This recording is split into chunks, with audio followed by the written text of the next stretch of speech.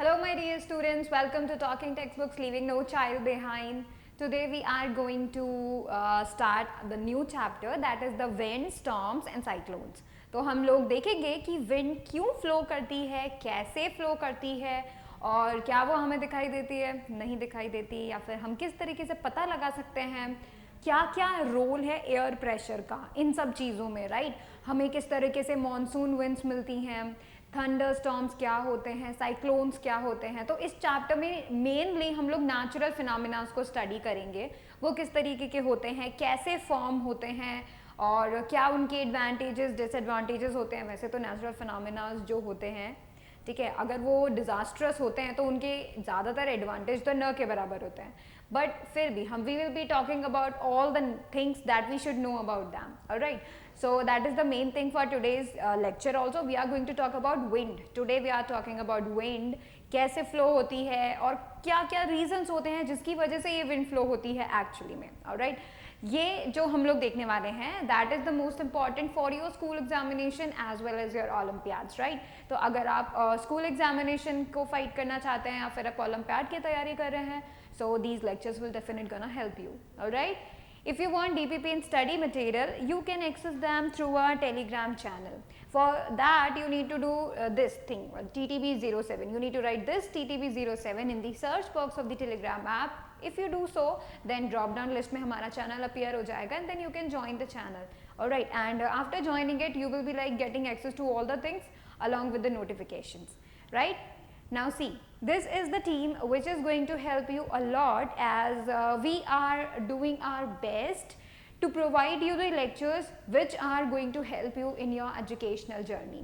So basically अगर आप सिर्फ अपनी नॉलेज इंक्रीज करने के लिए लेक्चर्स देख रहे हैं या फिर आप अपनी स्कूल के एग्ज़ाम क्लियर करने का सोच रहे हैं या फिर आपने ओलंपियाड्स के लिए गोल डिसाइड किए हुए हैं, सो इन तीनों ही तरीकों में these lectures are gonna help you and these are free of course, right? So that means what you need to do, you need to watch these video lectures, study from these and you need to share them to your friends also, right? That would be so much beneficial to you and your friends because हर किसी को quality education afford करना में बहुत मुश्किल होती है और हर कोई अफोर्ड कर भी नहीं पाता. So if we are providing it for free then everyone should take benefit from it, right? And that is why there is a need to share it. So you should share it and that should be reach up to all the students who are in need.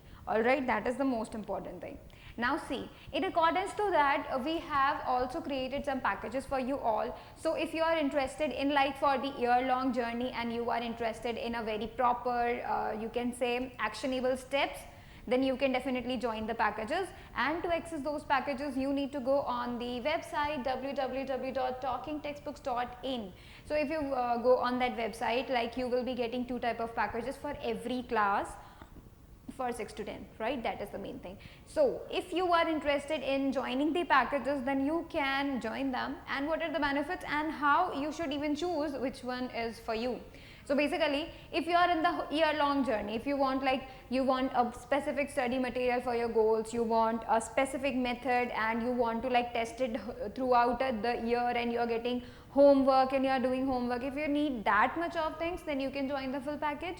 What you will be getting is the comprehensive study material along with the guidance, right? Recorded and live classes by the TTB expert, that would be a must thing because that should be the lectures by which you are going to study your study material, right?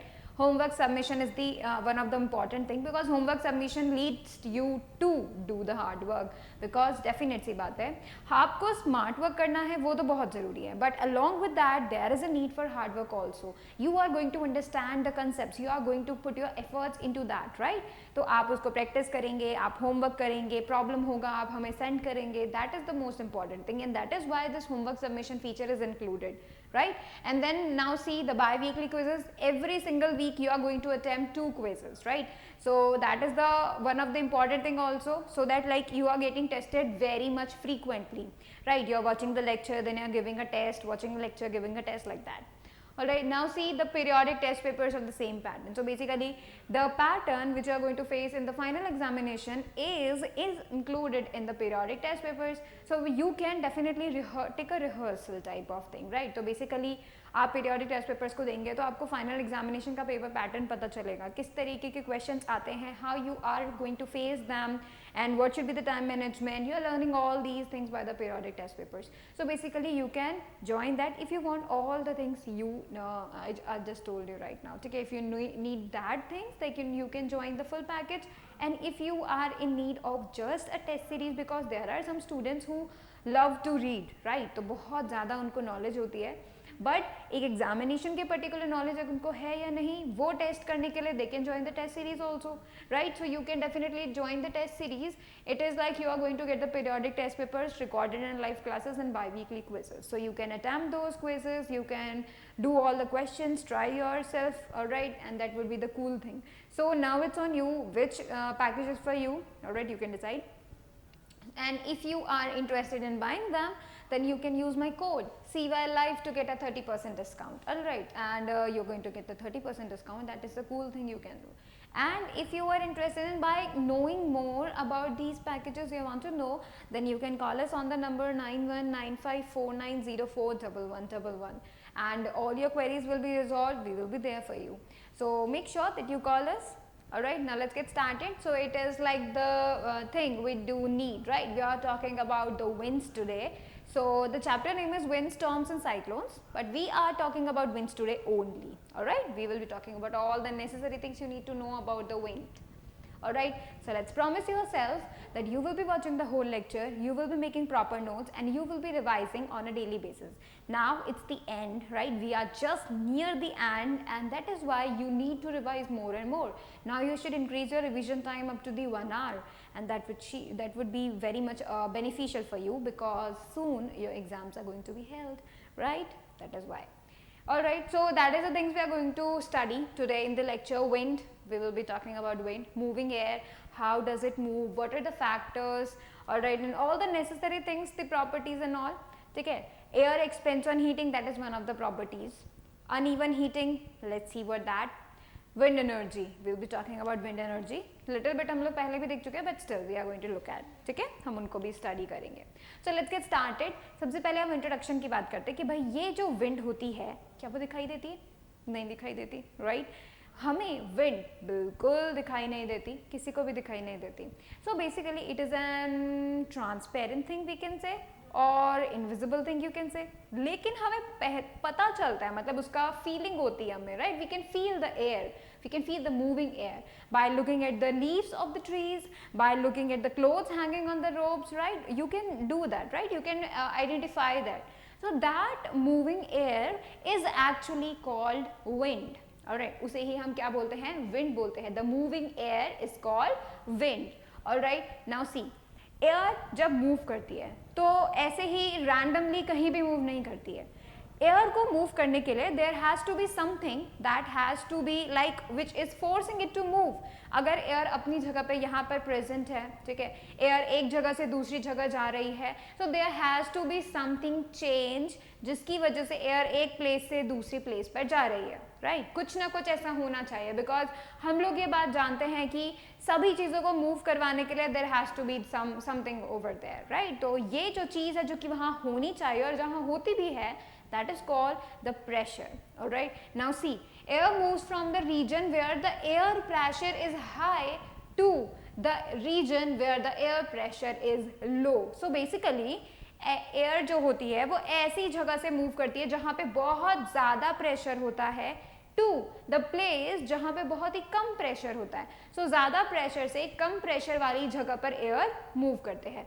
So whenever you feel like air is moving and in which direction, now you know that where the air pressure is high and where the air pressure is low. अगर ये दूसरी जगह जा रही है, let's say the air is moving from north to south, ठीक है, इस तरीके से एयर फ्लो कर रही है फ्रॉम नॉर्थ टू साउथ. तो फ्रॉम नॉर्थ का मतलब हुआ कि भाई नॉर्थ प्लेस पे क्या है, वहाँ पर बहुत ज़्यादा एयर प्रेशर है और साउथ में बहुत ही कम एयर प्रेशर है. That is why it is moving from north to south, that is from the high pressure region to a low pressure region. So basically air क्या करती है? एयर मूव करती है एक ऐसी जगह से जहाँ बहुत ज़्यादा प्रेशर होता है टू द प्लेस जहाँ पे बहुत ही कम प्रेशर होता है. ठीक है. So basically that is the reason, this difference in the air pressure is the reason जिसकी वजह से एयर फ्लो करती है, वरना वो फ्लो नहीं करती, right. The greater the difference in pressure the faster the air moves. कभी कभी तो हवा बहुत धीमे धीमे चलती है और कभी कभी वो बहुत ज़्यादा तेज चलती है, right.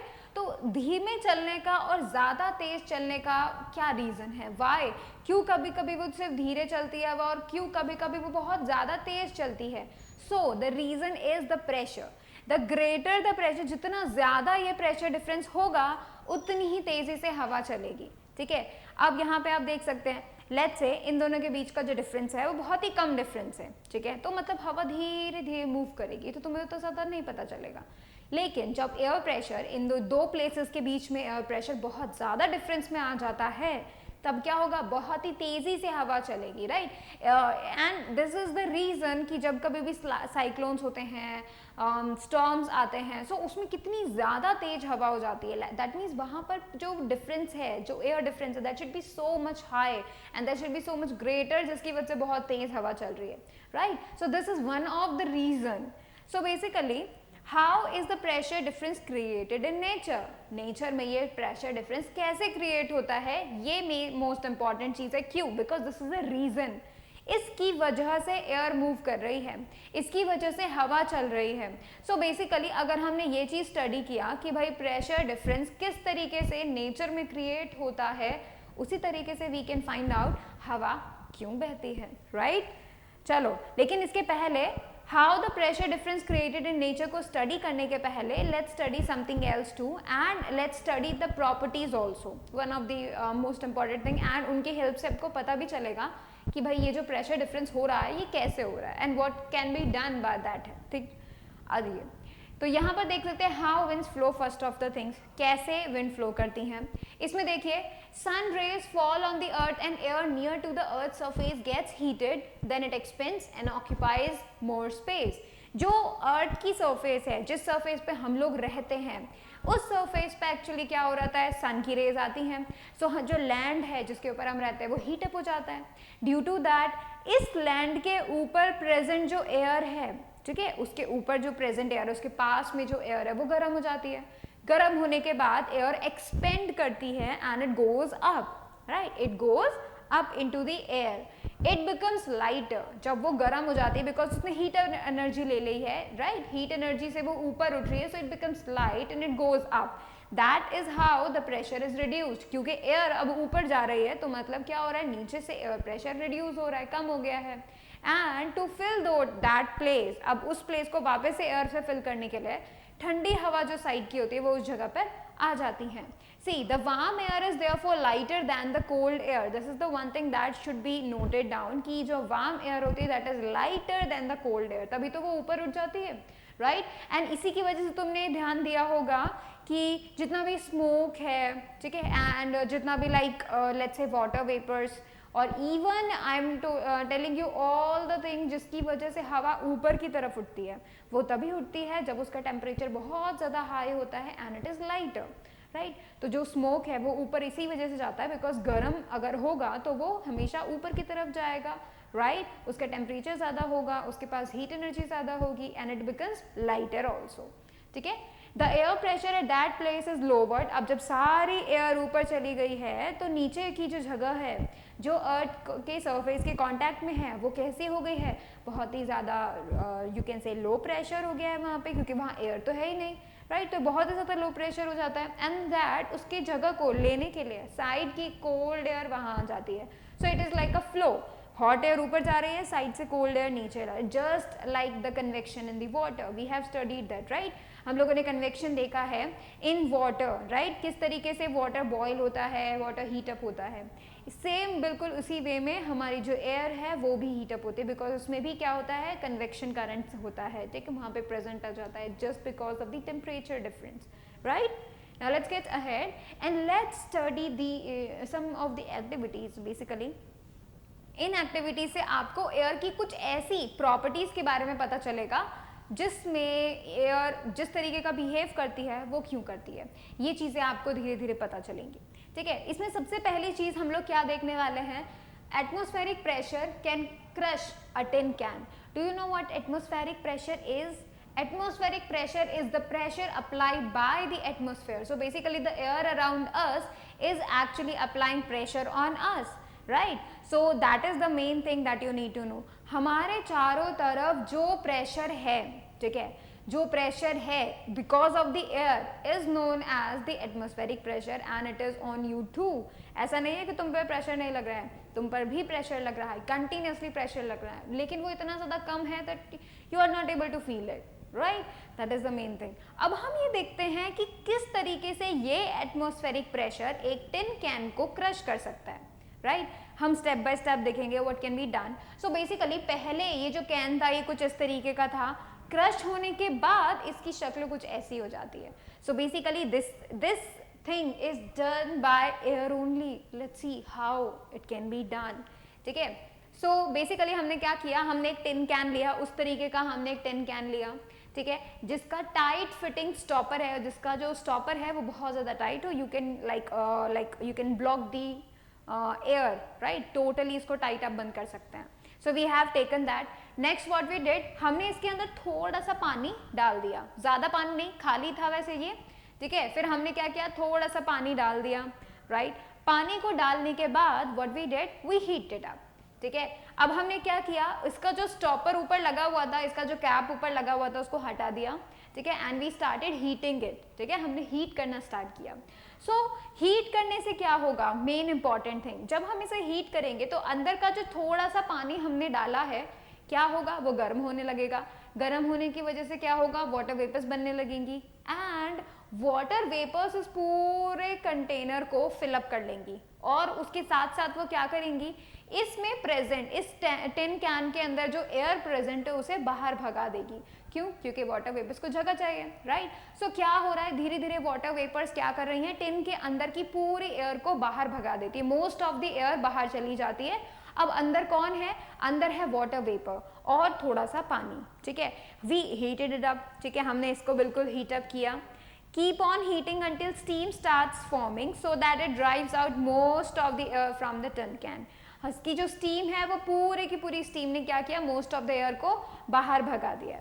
Alright, and then remove the tin can from the burner and fit the stopper at its mouth tightly. What we did next, हमने इसे हटा दिया, alright, and then हमने इसका जो स्टॉपर है बहुत टाइटली इसको बंद कर दिया, right? अब एयर जो भी अंदर है वो बाहर नहीं जा सकता, right?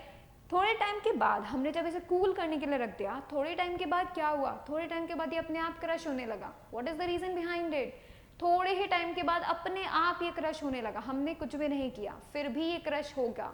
कैसे और क्यों, लेट्स स्टडी दैट. उसका जो ऑब्जर्वेशन है वो कुछ इस तरीके से है. What happens to the tin can after some time, so basically we find that after some time the tin can gets badly crushed. Reason is when the tin gets cooled, the steam inside the tin can condenses. So basically इसके अंदर जो पूरी की पूरी water vapour fill हुई थी, पूरी की पूरी वाटर वेपर जो फिल उसके अंदर हो रखी थी, एक्चुअली में क्या हुआ, उन वाटर वेपर्स की वजह से अब क्योंकि उनका जो टेम्परेचर है वो कम हो रहा है, राइट? तो वो क्या हो जाती है, कंडेंस हो जाती है, राइट? कंडेंस होने का मतलब धीरे धीरे लिक्विड फॉर्म में वापस आ जाती है, राइट? उनका टेम्परेचर कम हो जाता है. सो उसकी वजह से क्या हुआ, जो पूरी की पूरी अंदर पूरा टिन कैन जो था जिसमें पूरा वाटर वेपर फिल हो रखा था, it was filled with the water vapour. जब वो वाटर वेपर खत्म हो गया, जब वो वाटर वेपर जो है कंडेंस हो गया है, अब क्या है, अब तो उसके अंदर कुछ नहीं है. अब तो एयर भी बाहर चली गई और बाहर से एयर अंदर भी नहीं आ सकती बिकॉज हमने टाइटली स्टॉप कर दिया है इसको, राइट? स्टॉपर से हमने मूवमेंट को स्टॉप कर दिया है. Due to which what happens, अंदर पूरे के पूरा जो टिन कैन है अब वो खाली है. It is like empty, very little amount of air is inside it. So basically अंदर अब एयर ही नहीं है, बहुत ही कम एयर है, तो वो ज़्यादा प्रेशर नहीं लगा पाएगी, राइट? लेकिन बाहर की एयर तो बहुत सारी है, बाहर की एयर तो बाहर से प्रेशर लगाएगी and that is the reason कि अब क्या होगा, उस बाहर से जो जितना भी प्रेशर लग रहा है, एटमॉस्फेरिक प्रेशर लग रहा है, उसको फाइट आउट करने के लिए अंदर कोई भी प्रेशर नहीं है, एंड जिसकी वजह से ये इस तरीके से बैडली क्रश्ड हो जाता है क्योंकि अंदर अपोज करने के लिए कोई नहीं है, right? That is the most important thing. यहाँ पर अगर अंदर एयर होती तो फिर क्या होता, बैलेंस आउट हो जाता और ये क्रश नहीं हो पाता. अंदर से भी एयर प्रेशर लगाती, बाहर से भी एयर प्रेशर लगाती, तो इट वाज लाइक बैलेंस्ड और इसको कुछ नहीं होता, ये अपने रेगुलर शेप में ही रहता। बट अब क्योंकि ऐसा नहीं है, अंदर की एयर अब कम हो चुकी है और बाहर की एयर ज़्यादा है मुकाबले में, सो व्हाट हैपन्स, बाहर की एयर बहुत ज़्यादा प्रेशर लगाती है, ड्यू टू विच अंदर वाली एयर कम पड़ गई, वो प्रेशर नहीं लगा पाई और सारा का सारा जो टिन कैन है वो क्रश हो जाता है। So it shows you that the atmospheric pressure जो है वो एग्जिस्ट करता है and it can crush the tin can like this also, right? That is the thing you should need to know. Now there is nothing inside the tin can to balance the outside atmospheric pressure and that is why इसमें जो atmospheric pressure है जो उसके ऊपर act कर रहा होता है it totally changes the shape, right? So note down this conclusion here, this is the important thing.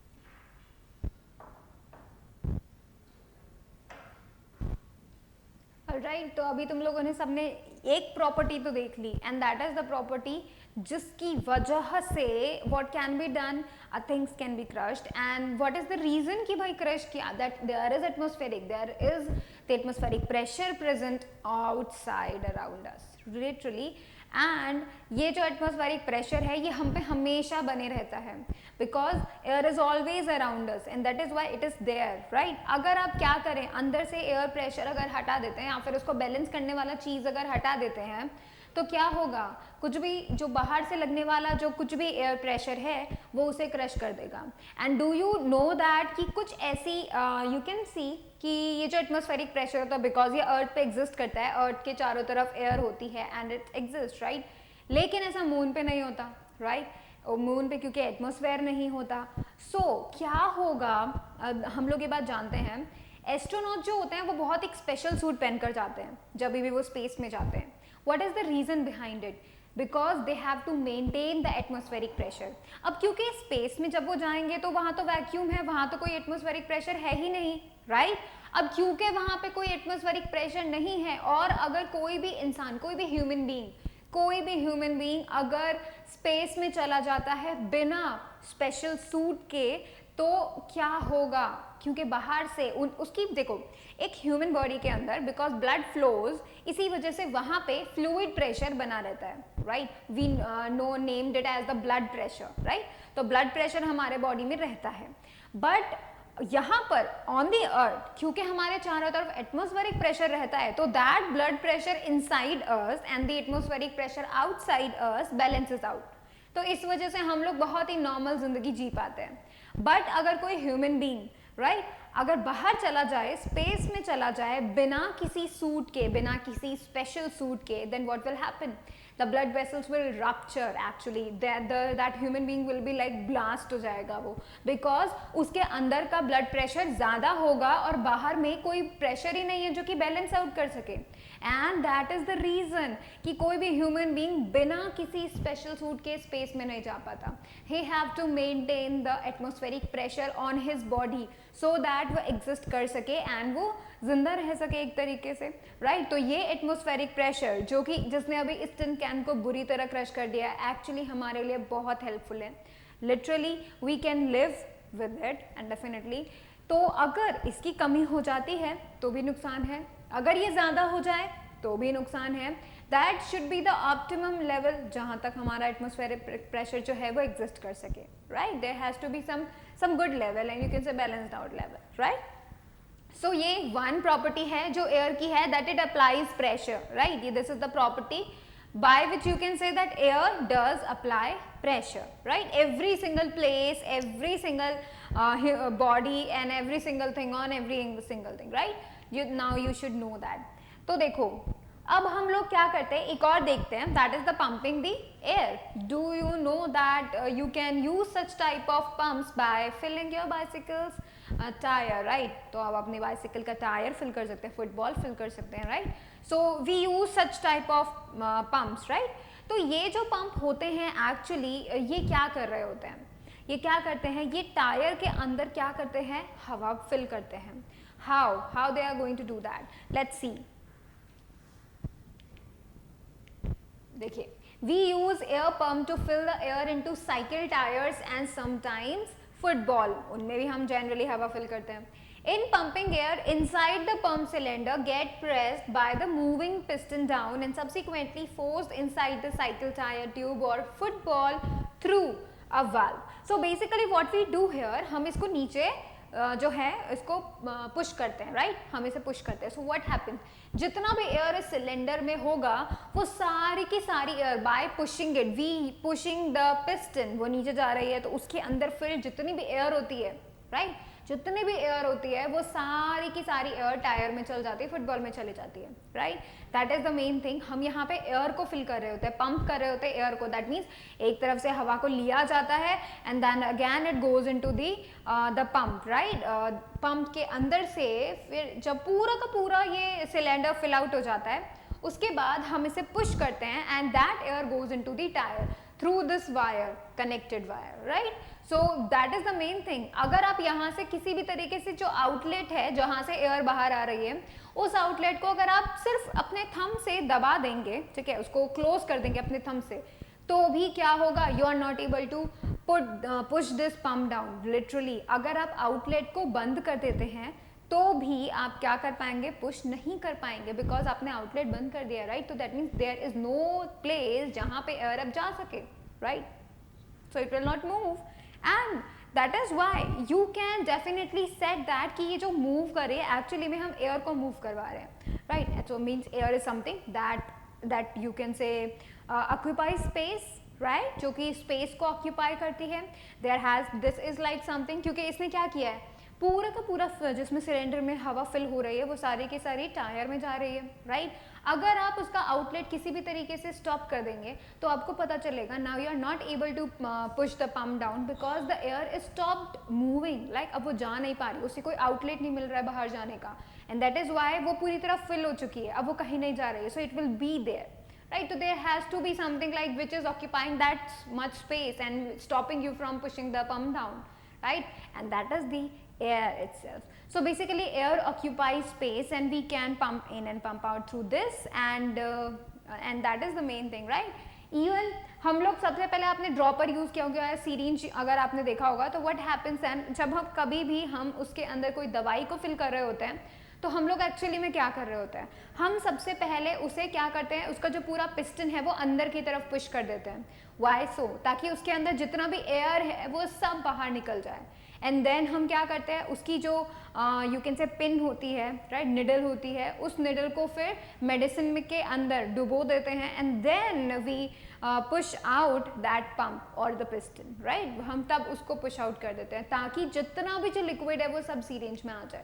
So basically first we pump out the air inside that syringe and then we fill out, right. Dropper में भी हम लोग same ऐसा ही काम करते हैं, right. That is why we can say that there is you can say air and which is occupying the space, right. All right.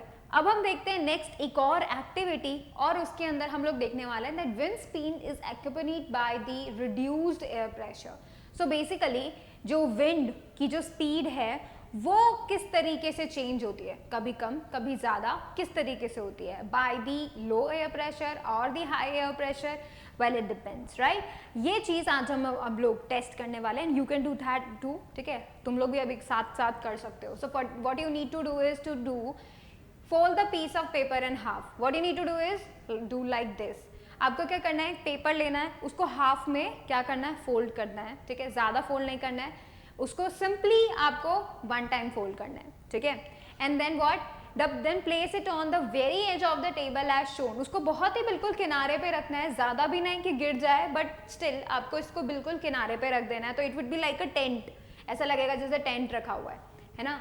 अब देखिए, stick your face down near the opening to the paper tunnel, यहाँ से you will be like blowing the air, यहाँ से आप फूंक मारेंगे, ठीक है, तो यहाँ से आप फूंक मारेंगे तो क्या होगा, अंदर की जो भी एयर होगी वो बाहर निकल जाएगी, राइट, बाहर निकलने से like you are actually blowing the air, right, and then see what happens, ठीक है, मेन काम आपको ये करना है, alright, start to blow in the centre of the paper tunnel, यहाँ से आप क्या करेंगे, यहाँ से आप ब्लो करना स्टार्ट करेंगे into the paper tunnel, so what will be happening here, अगर आप इस तरीके से ब्लो करेंगे, सारी एयर इसके अंदर जो है, टनल के अंदर जो एयर है वो बाहर निकल जाएगी, right, and then what, let's see what will be the conclusion here. So first you need to observe that what will happen, you will observe the paper is bending down towards the table, क्या होगा, जैसे ही आप blow करेंगे ये paper, ये जो tent है ना, ये नीचे आने लग जाएगा, like it will become a flattened, little bit of flatten हो जाएगा, reason is the air pressure that is reduced here, कैसे हो रहा है, ठीक है, what is happening here when you blow air through the air paper tunnel, so basically क्या हुआ, जब आपने इस टनल के अंदर ब्लो किया तो आपने एक्चुअली क्या किया, जितनी भी एयर वहाँ प्रेजेंट थी उसको ब्लो करवा के हटा दिया।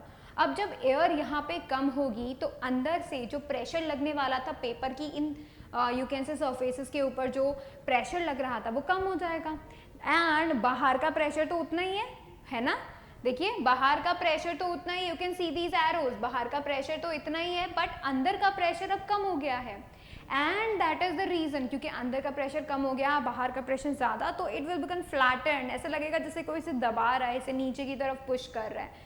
सो ये जो टेंट है ये पहले ऐसा था, अब ये ऐसा हो जाएगा, so that is the main reason, क्योंकि एयर प्रेशर रिड्यूस होने से क्या हुआ, एक्चुअली में एयर प्रेशर ऊपर से ज्यादा हो गया है एंड नीचे से कम हो गया है, so wind is blowing, air blows from that place, right, you are changing the air pressure inside the tunnel, actually the air pressure inside and outside the tunnel previously the same, but when you blow it becomes lower than outside air pressure, the outside air pressure pushes down on the paper and the paper flattens, right, that is the main thing you need to understand कि जब आप क्या करते हैं, air को blow करवाते हैं, when one air you can not the one air but when air moves from one place to another there is the reduction of the air pressure and that is why वहाँ पर air pressure कम होने की वजह से बाकी जगह की air वहाँ पर आ जाती है, राइट, एंड इसी की वजह से you can see the paper जो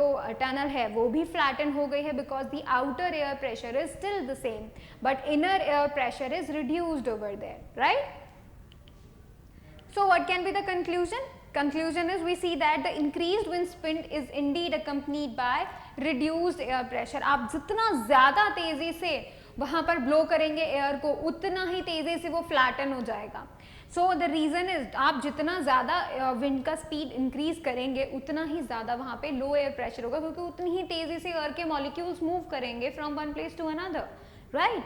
You can note down the conclusion here, that is the important.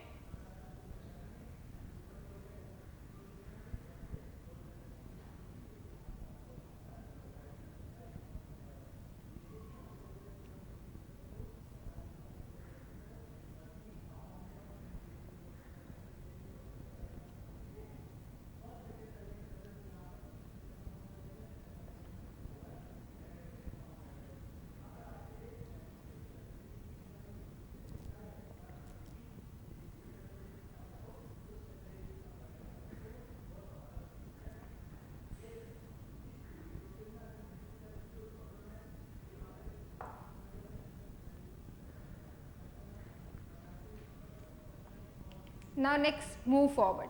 अभी हम लोग एक और काम करते हैं, ठीक है, उससे भी आपको पता चलेगा आप जितना ज़्यादा फ्लो करेंगे उतना ही तेज़ी से विंड भी फ्लो होगी and that will also cause the air pressure to get reduced, right.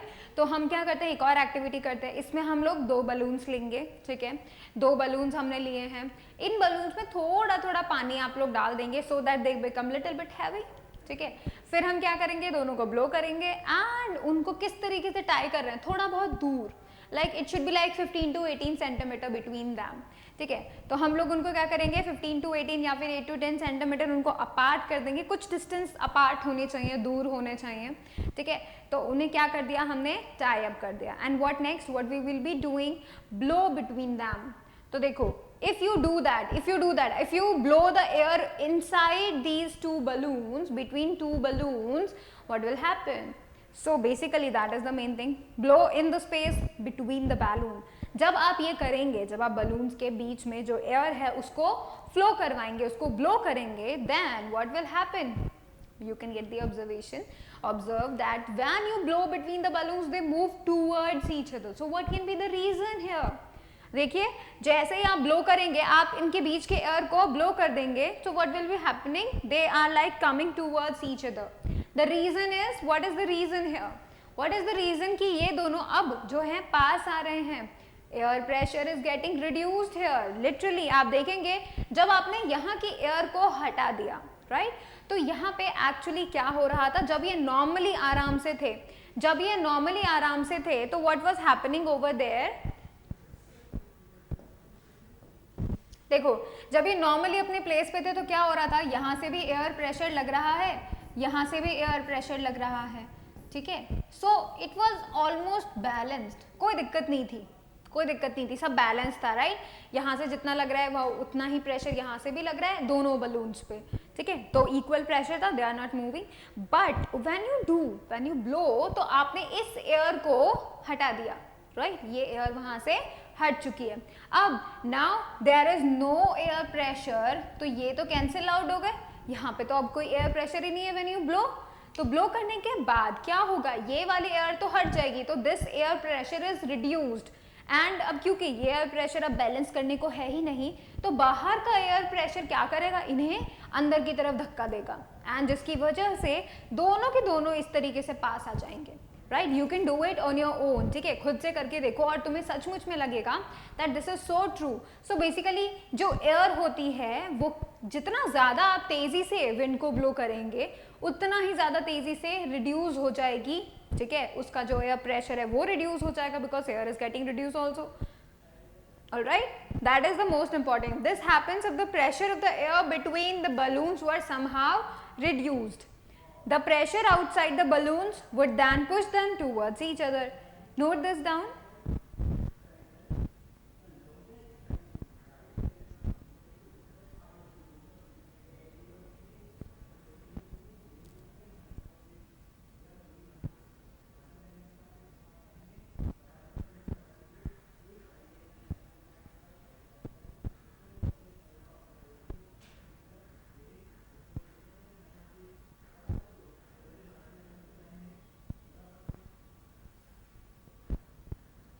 All right, now let's move forward.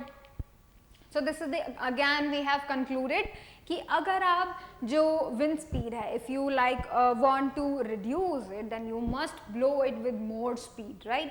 आप जितना ज़्यादा तेज़ी से wind को blow कर पाएंगे, उतना ही तेज़ी से जो reduce हो रहा है pressure वो आपको पता चलेगा, right? And due to which balloons will come closer to each other, right? So ये आपको पता चल गया है अब कि जब जब भी wind blow करती है तब तब air pressure is getting reduced. So जब जब आपने देखा अब क्योंकि एयर प्रेशर रिड्यूस हो रहा है, राइट, तो that means there would be a change in the air pressure, right, reduce हो रहा है तो कहीं पर ज़्यादा होगा, कहीं पे कम होगा, राइट, जिसकी वजह से फिर जो है एयर ब्लो मूव करना स्टार्ट करेगी from one place to the another. So basically this is also the reason here, right.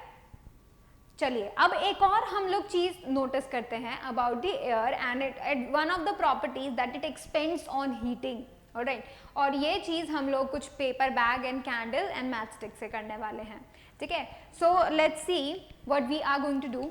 Take 2 paper bags और empty paper cups of the same size. हमने 2, या तो आप पेपर बैग ले सकते हैं या फिर एम्प्टी कप ले सकते हैं, ठीक है, paper cups. What you need to do, अब आपको उनको टाई अप कर देना है just like on a balance, ठीक है, बैलेंस होकर जिस तरीके से बैलेंस पे टाई अप करते हैं ना बिल्कुल वैसे ही करना है, लेकिन you have to do it like upside down, ठीक है। जो ओपन पार्ट है उन पेपर बैग्स का that has to be like in the downward direction and the closed part जिसमें हम लोग जो है सामान रखते हैं, तो close part should be on the top, ठीक है। तो इस तरीके से हमने क्या किया, पेपर बैग को उल्टा लटका दिया है, ठीक है, उल्टा हम लोगों ने इनको टाई अप कर दिया है, हैंग कर दिया है ऑन अ बैलेंस। अब देखिए, hang the 2 bags on the rod which is balanced as shown in the figure। अब क्या करना है आपको, अब जो है कैंडल लेकर आना है, ब्लो करना है, ठीक है, इसे लाइट अप करना है एंड देन उसके नीचे रख देना, ज्यादा पास नहीं रखना है वरना पेपर जल जाएगा, राइट। तो हमको थोड़ा सा इसको ऊपर रखना है एंड फिर आपको धीरे धीरे पता चलेगा that this balance is going to be like this. पहले तो ये बैलेंस था, पहले तो बैलेंस था, बट अब देखो ये किस तरीके से हो गया, एक तरफ झुक गया है, एक तरफ ऊपर चला गया है। What is the reason here? The reason is कि भाई ये जो कैंडल थी, कैंडल ने आसपास की एयर को हीट अप कर दिया। आसपास की एयर को हीट अप करने से क्या होता है, जो वार्म एयर होती है वो राइज अप करती है और वो लाइट हो जाती है, राइट।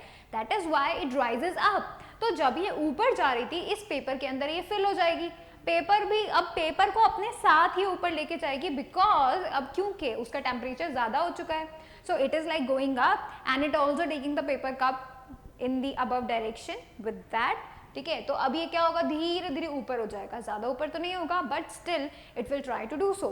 सो बेसिकली आपको ये इस तरीके का बैलेंस, अब इस तरीके का बैलेंस हो गया, दैट मीन्स ये जो है that is lighter and this one is heavier, right. So you can see the paper, जो कि अभी हमने लाइट अप नहीं किया था, पेपर के अंदर जो एयर थी that air is cold now, और इस पेपर के अंदर जो एयर थी that is warm, right. So basically warm air जो होगी वो राइज अप करेगी और जो कोल्ड एयर होगी वो नीचे चली जाएगी, like it will be heavy as compare to the warm air. So यहाँ पर आप देख सकते हैं कि जब जो एयर होती है वो हीट अप होती है तो वो लाइट बन जाती है and it goes up into the air, ठीक है। दो चीजें आप नोटिस कर सकते हैं, first of all the air is rising up, warm air rises up, second thing it becomes lighter also, क्योंकि अगर ये ऊपर जा रही है तो ये लाइटर ही तो हुई, हैवियर पार्ट तो नीचे आ जाता है बैलेंस में, राइट। ये भी आप नोटिस कर सकते हैं, ठीक है। As the warm air rises up, it pushes the back above the candle. The disturbance of the balance suggests that the warm air is lighter than the cold air and it expands on heating, right? तो हमारा जो conclusion है वो ये है, on heating the air expands and occupies more space, right? वो expand हो जाती है, फैल जाती है, because उसके पास अब बहुत ज़्यादा heat energy हो जाती है, टेम्परेचर बढ़ गया ना हम अभी एयर का, तो ज़्यादा उसके पास टेम्परेचर है, इसका मतलब उसके पास ज़्यादा हीट एनर्जी है, due to which it moves more faster because it has energy, right. तो वो ज़्यादा जल्दी जाती है and becomes lighter and occupies more space than the cold air, right. When the same thing occupies more space it becomes lighter. पहले जो air थी अगर वो इतनी सी जगह में आती है और अभी वो इतनी सारी जगह ऑक्यूपाई कर रही है, that means it become lighter, क्योंकि अब वो ज़्यादा वॉल्यूम कवर अप करती है, राइट। तो बेसिकली ये जो एयर है जो कि ऊपर जा रही है, जो कि ज़्यादा स्पेस ऑक्यूपाई कर रही है, दैट इज लाइटर, ठीक है। And that is why the warm air is lighter, warm air is therefore lighter than the cold air, this is the reason actually, alright. इनको आपको नोट करना है, that is the reason that the smoke goes up, literally it happens, आपने smoke देखा होगा and even जो भी smoke है, ठीक है, वो सब के सब ऊपर जाते हैं, that is the main reason because the warm air occupies more space and it is lighter, so it goes up into the air, all right। the air pressure at that place is lowered, क्यों lower क्यों हो गया, क्योंकि air जो है वो ऊपर चली गई, वहां पर प्रेजेंट जो एयर थी वो तो ऊपर चली गई, ठीक है। अब नीचे का जो यू कैन से जो एयर प्रेशर होना चाहिए था वो तो अब कम हो गया बिकॉज एयर तो अब ऊपर चली गई। सो साइड की जो भी ठंडी हवा होती है वो अब वहां पर आ जाती है, ठीक है। उसको क्या करती है, जो जितना भी एयर प्रेशर लोअर होता है, हाई प्रेशर से लो प्रेशर की तरफ एयर मूव करने लग जाती है एंड द विंड फ्लोज, ठीक है। That is the main reason. Also the cold air from the surrounding areas rushes into fill the space, this setups convection in the air, ठीक है। तो इस कंक्लूजन को आप फटाफट से नोट कर लीजिए।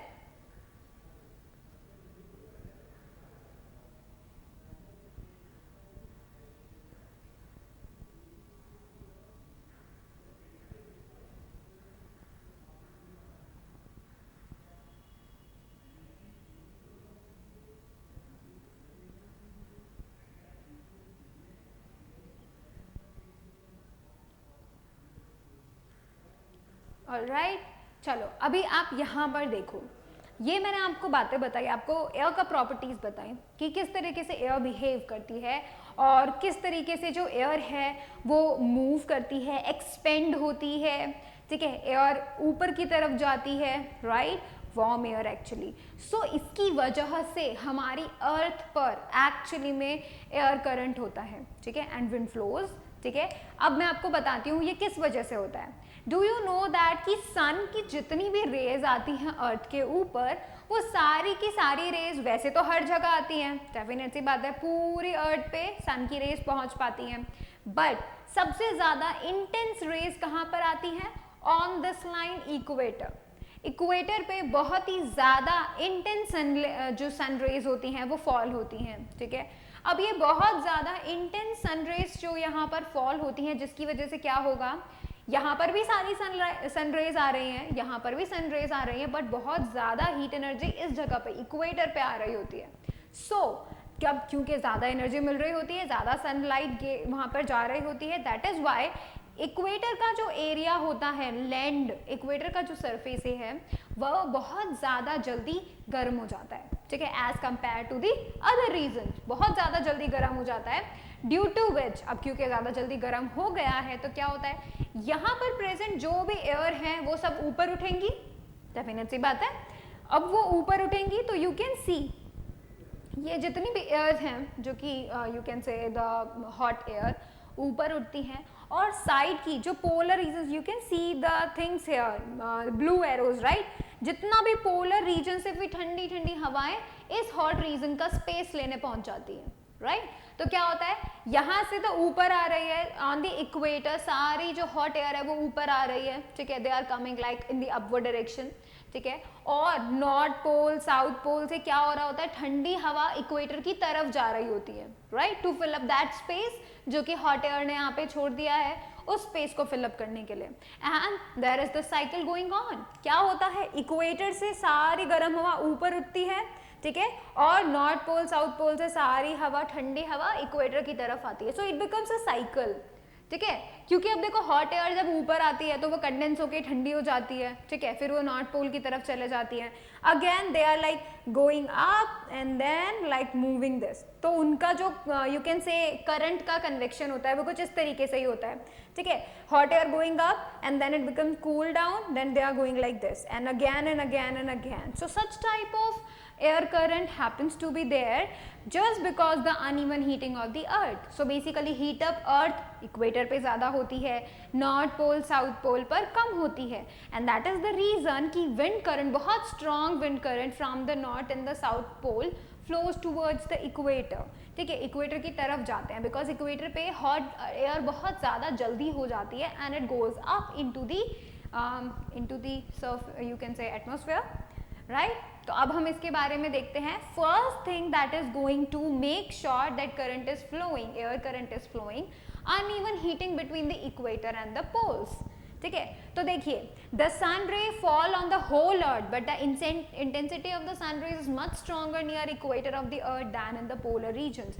तो you can see here there is the warm, ठीक है, यहाँ पर जो इक्वेटर की लाइन है ये सबसे ज़्यादा वार्म होता है, सबसे ज़्यादा हॉट होता है, बिकॉज यहाँ पे सन रेज बहुत ही ज़्यादा इंटेंस होती हैं, डायरेक्टली वहाँ पे फॉल होती हैं, ठीक है।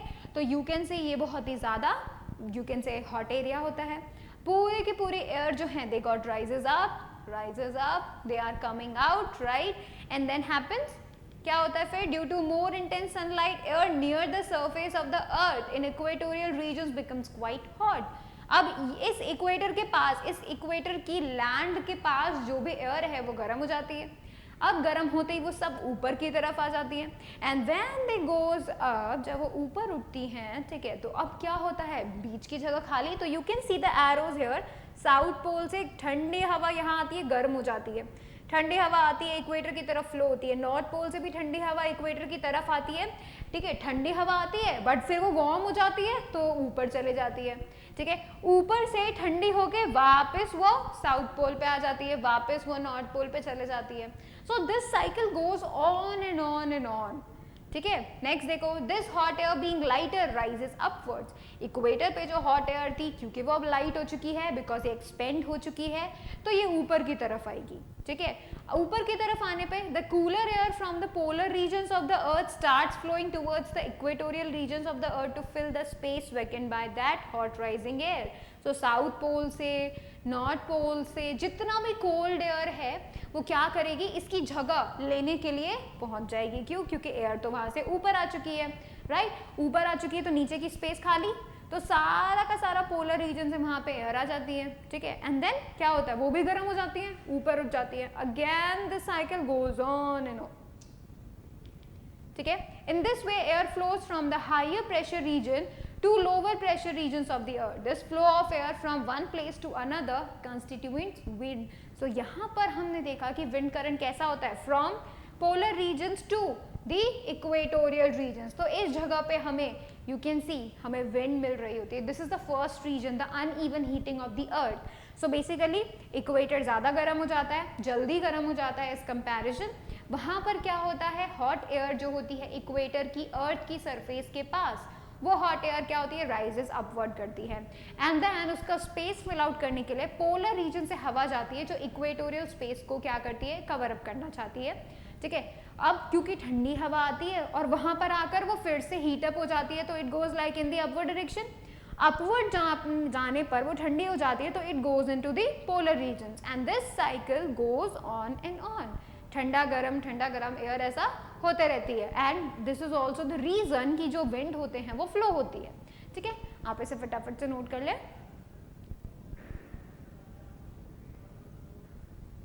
ऑलराइट, सेकेंड जो चीज है वो हम ऑलरेडी देख चुके थे इन द हीट चैप्टर। इसके अंदर हम लोगों ने देखा था समर टाइम में जो लैंड ब्रीज और सी ब्रीज चलती हैं, that is also the reason.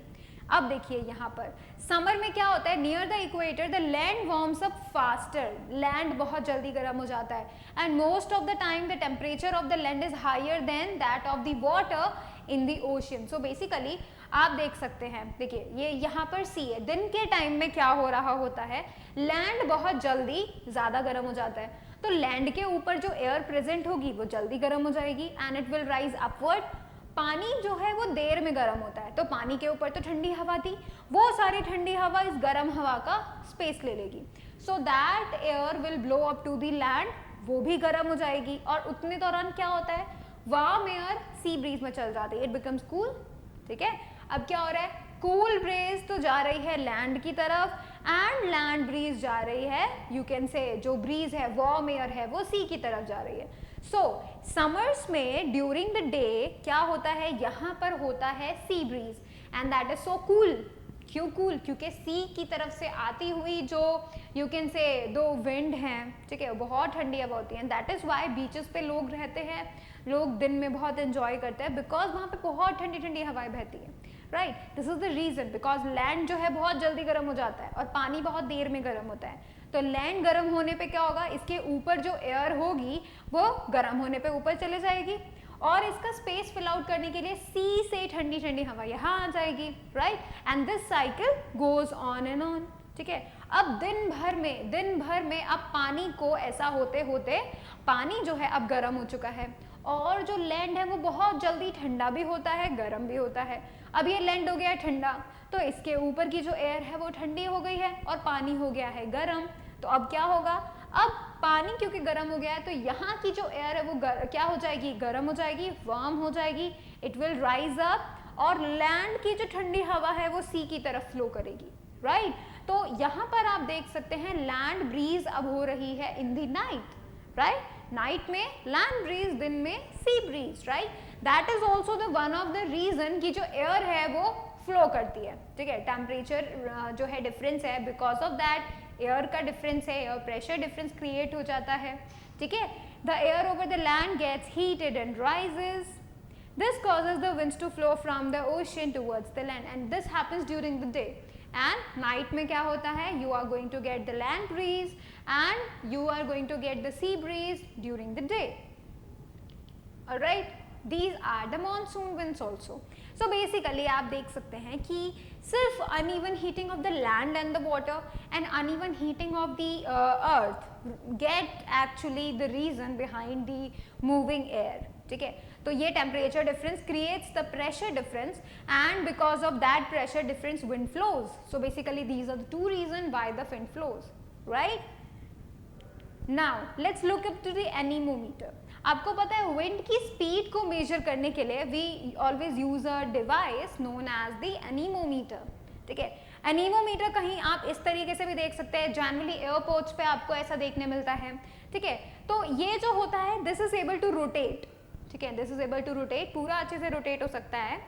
और इसके अंदर एयर जब फिल हो जाती है तो पता चल जाता है कि भैया इधर की तरफ एयर फ्लो कर रही है. फिर आप देख सकते हैं this is the weather vane and wind vane, ठीक है. तो यहाँ पे आप देख सकते हो जैसे ही हवा आती है तो ये उसी डायरेक्शन में रोटेट हो जाता है, ठीक है. तो like it will like flow into the direction और आपको सिंपली पता चल जाता है कि भाई कहाँ से जो है विंड फ्लो हो रही है. इस तरीके का भी एक पुराने ज़माने का मान सकते हैं आप, but it can actually give you the speed. आप स्पीड कैलकुलेट कर सकते हैं. कैसे कर सकते हैं, लेट मी टेल यू. ये कुछ इस तरीके से हाफ हेमिस्फेयर्स होते हैं, hollow hemispheres you can take, right?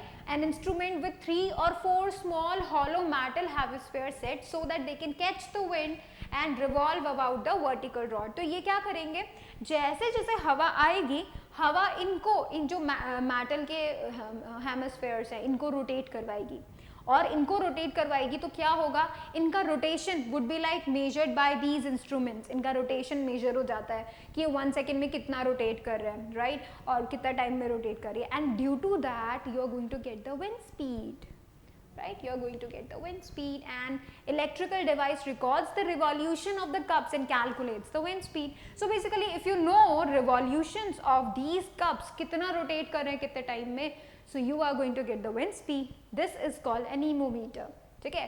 ऐसे तो हम लोग को बहुत डायरेक्शन पता करने के लिए you can definitely use them, but calculate में actually calculate करने के लिए you have to use the anemometer. All right. Now let's see the wind energy. So basically क्योंकि wind move करती है और हमने ये बात पढ़ी हुई है that moving body has energy, ठीक है, that is known as the kinetic energy. अब क्योंकि air अगर move कर रही है तो that means it has to have the kinetic energy, right? So see, as the moving object possesses kinetic energy and as such they are capable of doing mechanical work by virtue of its motion. क्योंकि अब उनके पास kinetic energy है तो वो mechanical work भी करवा सकते हैं और इसी को यूज़ कर रहे हैं हम लोग विंड एनर्जी को एक्सट्रैक्ट करने में, ठीक है. Wind also possesses the ability of performing mechanical work because air it is in the motion. तो आप लोगों ने विंड वेन्स देखे होंगे, ठीक है, विंड मिल्स देखे होंगे. ये जो विंड मिल्स होते हैं एक्चुअली में एयर की काइनेटिक एनर्जी को यूज़ कर रहे होते हैं. विंड मिल्स क्या करते हैं, बहुत ज़ोर से अगर हवा बहती है, हवा फ्लो करती है, विंड आती है तो क्या होता है उसके जो टर्बाइंस हैं बड़े बड़े जो उसके you can say the blades होते हैं वो मूव करवाते हैं. ड्यू टू वो जब वो मूव करेंगे due to that is the mechanical work. And उसके बाद वो जो पूरा एनर्जी है वो टर्बाइन जब उससे कनेक्टेड है टर्बाइन रोटेट करेगा.